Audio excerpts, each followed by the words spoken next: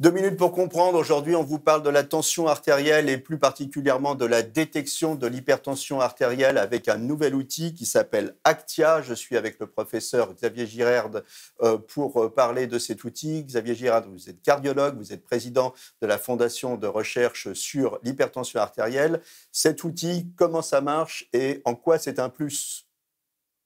Alors, Actia est arrivé il y a quelques semaines en France et je dois vous le dire, c'est une révolution pour tous les médecins qui s'intéressent à la mesure de la tension. Effectivement, pendant plus de 100 ans, on a eu un appareil qui comprimait le bras pour pouvoir détecter un signal et qui permettait d'évaluer la pression artérielle. Maintenant, avec Actia, on a un bracelet qui est cuffless, c'est-à-dire sans compression et qui va de ce fait permettre de détecter un signal qui est calibré avec la pression artérielle une fois par mois et qui va permettre de pouvoir suivre le niveau tensionnel d'un individu pendant plusieurs jours d'affilée, plusieurs semaines, plusieurs mois, de pouvoir mesurer la pression artérielle pendant la nuit, une période très intéressante sur le plan du pronostic cardiovasculaire, et cela sans aucune contrainte pour le patient. C'est donc un plus évident. Je dois vous avouer qu'aujourd'hui, les médecins ne savent pas encore très bien comment on va le positionner.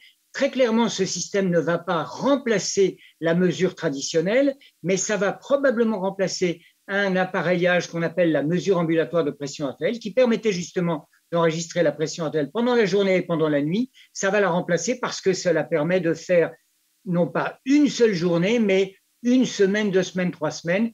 Très clairement, je vois ça comme une révolution à venir, mais ce n'est pas complètement encore pour tout de suite. Il va falloir du temps pour qu'on s'approprie cet objet. Voilà, une révolution pour tous les patients qui vont devoir faire une MAPA bientôt. Merci, professeur Girerd.